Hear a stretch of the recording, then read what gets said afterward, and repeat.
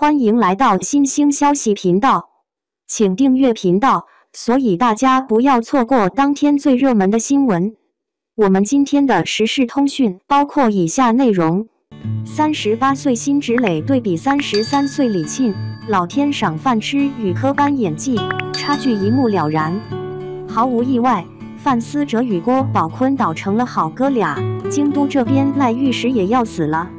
庆余年2中赖御史的直言进谏真的刷新了我对忠臣的认知，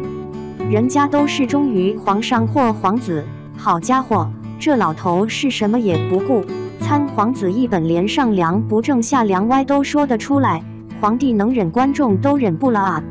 除去权谋夺位这条线，另一边两对 CP 也已经展现在了观众面前，比如大皇子与北齐公主的强挚爱，一个是久经沙场不拘小节的大皇子，一个是强壮镇定娇生惯养的小公主。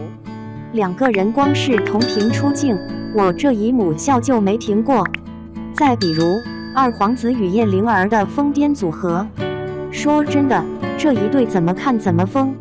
二皇子就不用说了，满肚子坏水，腹黑到自己的不到的就直接毁掉，野心全都写在眼睛里。而叶灵儿武将世家出身，从小习武一言不合就开干，一脚能把范思哲踹出几米远，真是一物降一物，这俩人组到一块也算皇帝有眼光。同时明明是女主镜头却不多的公主林婉儿，以及单蹦出来的海棠朵朵，似乎不需要什么感情线就能让观众眼前一亮。尽管前面范闲与林婉儿的感情线不多，可李沁一出场就能成为全场焦点，辛芷蕾就更不用说了。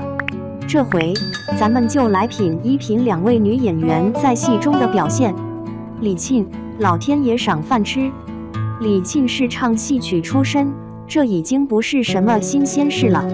她从小便学习戏曲，只学了3年。12岁的她已经能在比赛中表演阿庆嫂、祝英台等经典角色，并在比赛中拿下了中国少儿戏曲的最高奖金花奖。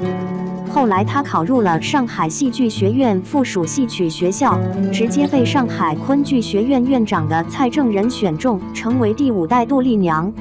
还没毕业，李沁又被李少红导演看中，在《红楼梦》中出演了薛宝钗，而这也称为李沁打开了演艺之路的大门。说她是老天爷赏饭吃一点都不为过。论颜值，李沁的脸完全有大花级的潜力，骨骼分明，五官立体，会说话的眼睛神韵十足，配上流畅又独特的脸型，在整个内娱都能脱颖而出，辨识度不要太高。论演技，尽管李沁不是科班出身，可她对人物的解读总是非常到位，毕竟唱戏同样要演技人物，她在演戏时总是习惯性的将自己带入人物，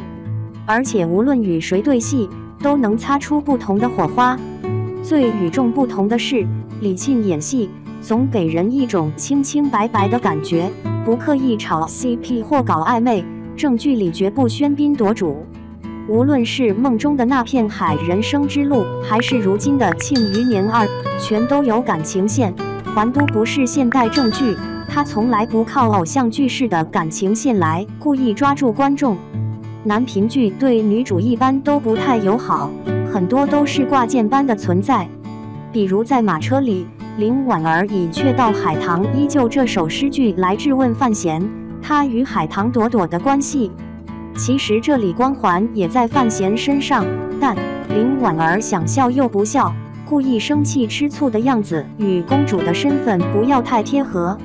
林婉儿是外表柔弱，内心极其坚毅的，如此反差或许也只有李沁能恰到好处地刻画出来。身体抱病的娇弱，可言行举止中又充满涵养，果断坚强。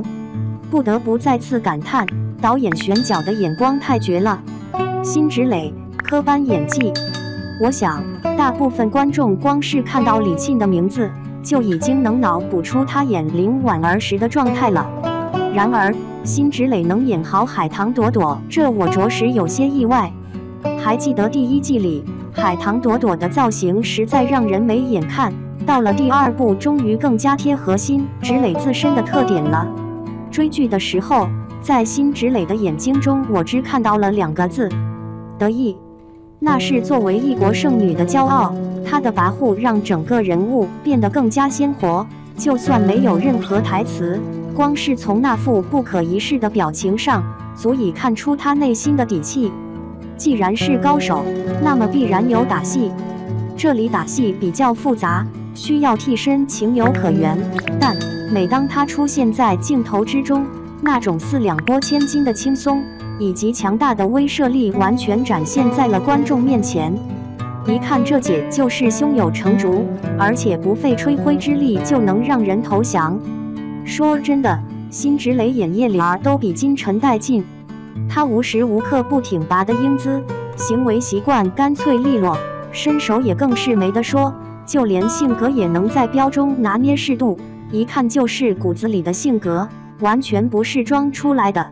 而且即使穿着比较朴素，可辛芷蕾依旧演出了圣女的高贵气质，这个特点硬凹可是完全无法凹出来的。这才是习武之女应该有的风范，不叫柔做作，说话干脆，还有波澜不惊的态度，以及对自己的强大自信。圣女应当如此。